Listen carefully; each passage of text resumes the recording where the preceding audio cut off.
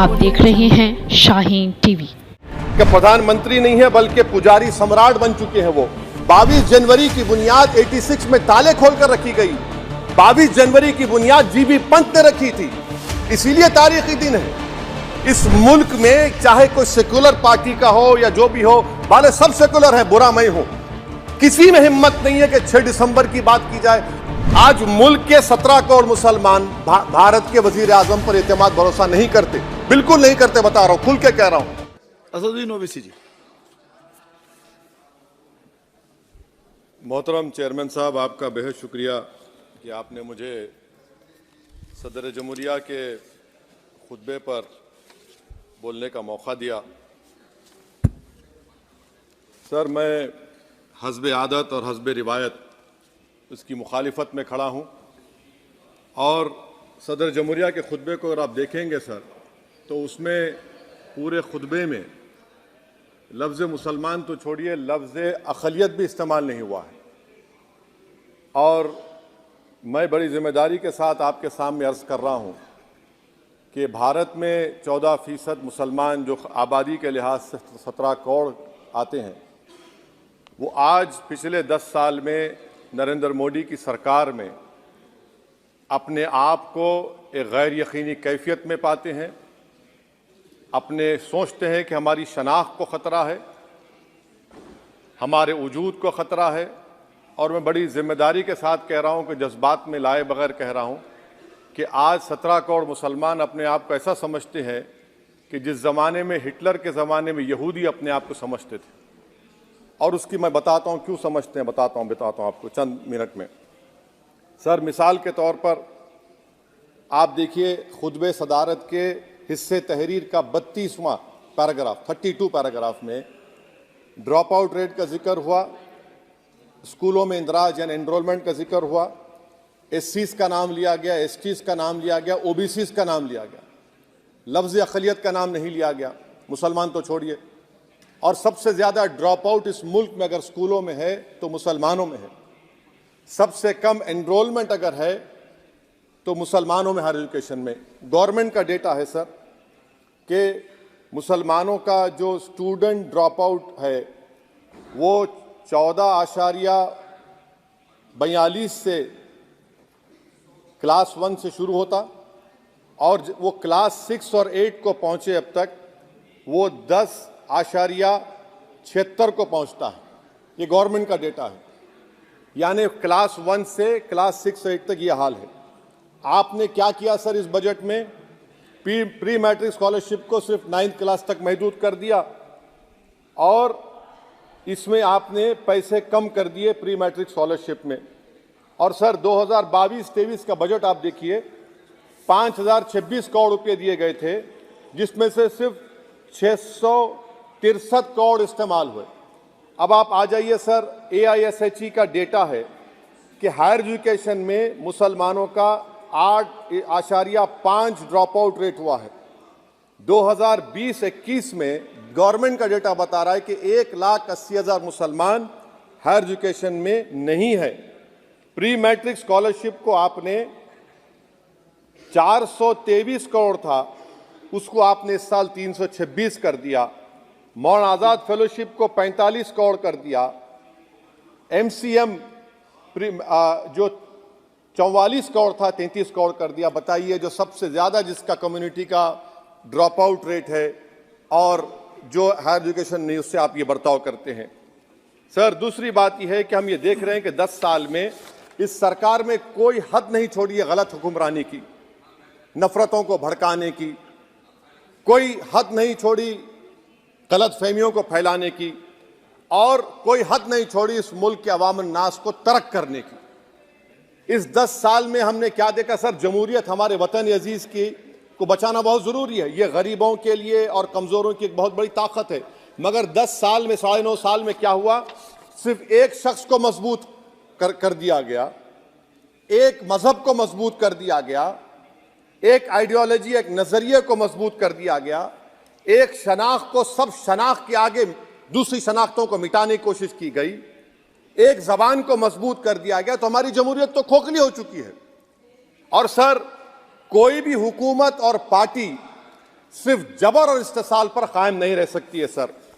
दूसरा point sir जो मैं आपके सामने अर्ज करना चाह रहा हूं, CAA के कानून के ताल्लुक से मरकजी एक वजीर ने अखबार में बयान दिया कि हम 8 दिन में करने वाले हैं।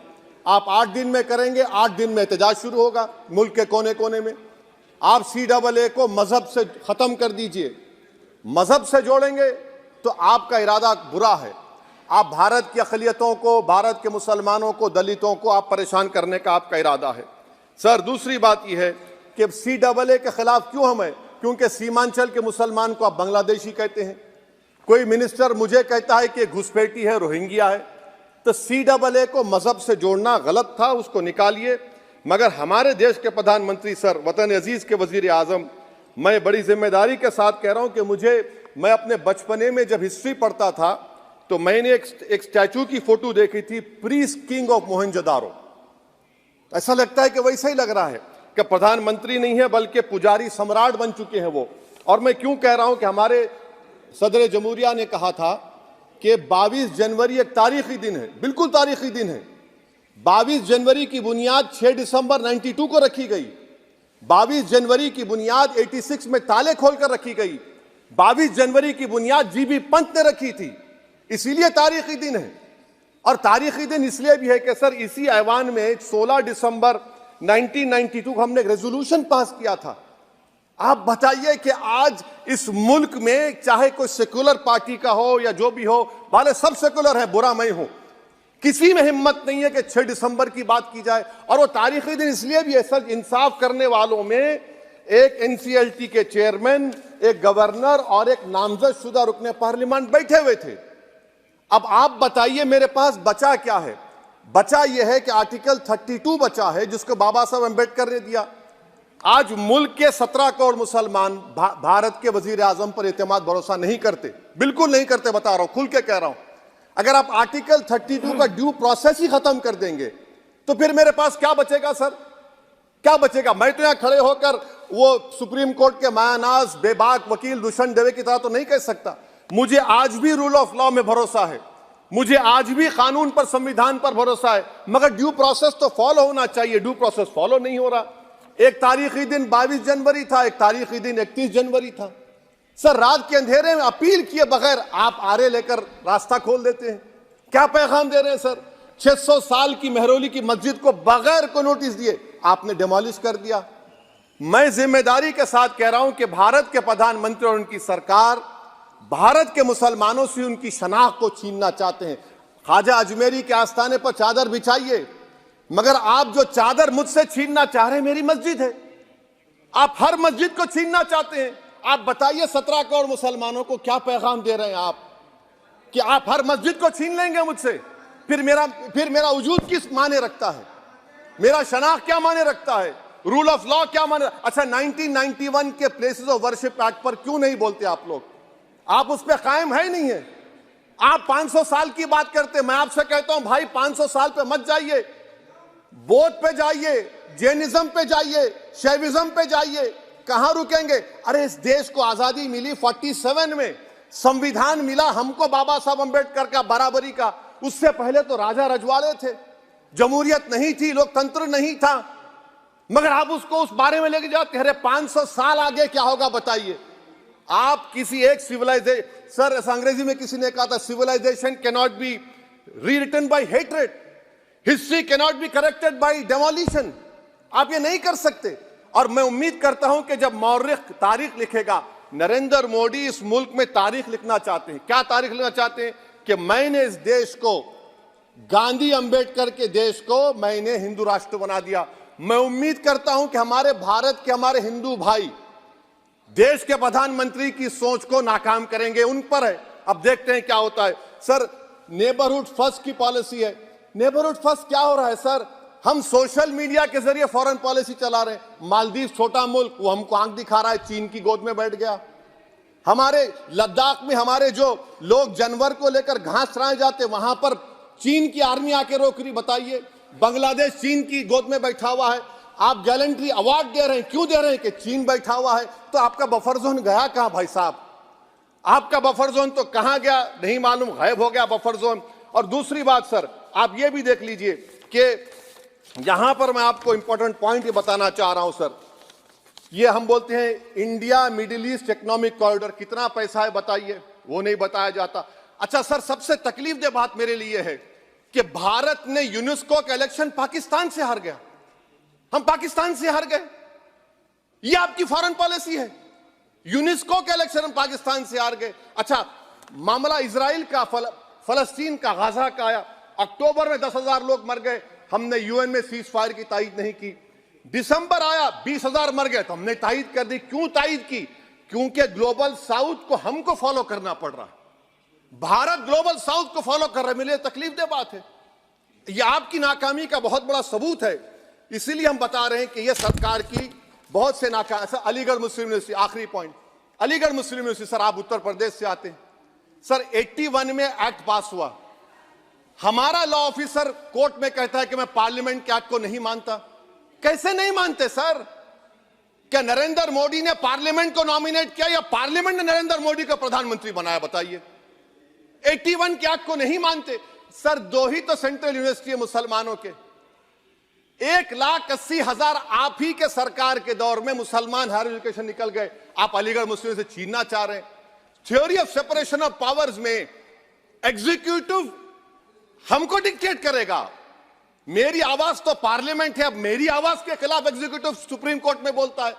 अलीगढ़ मुस्लिम यूनिवर्सिटी से इतनी नफरत क्यों है आपको? वहां पर तो हिंदू भाई भी पढ़ते हैं। सर, ये अलीगढ़ मुस्लिम यूनिवर्सिटी का मामला है सर। तो मैं आपसे इस बात पर, इस शेर पर अपनी बात को खत्म कर रहा हूं सर। आप भी उर्दू दां हैं जी।